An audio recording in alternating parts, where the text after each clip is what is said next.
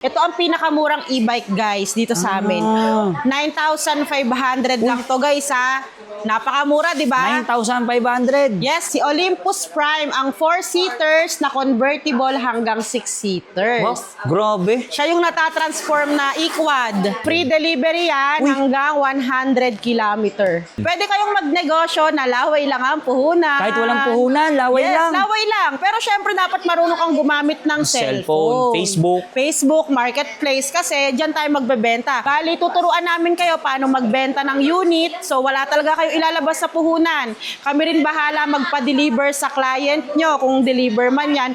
Or pag pick up, syempre i-assist namin dito and then pag na-deal, via GCash na lang yung commission nyo. May mga reseller akong OFW guys ha. 60 volts, 20 amperes, upgradable ang battery niyan. Tapos 1.5 watts ang kanyang motor. Ito si Spigo Ultra. Spigo 6-seaters to. Push start na siya. Push start. Ayos ah.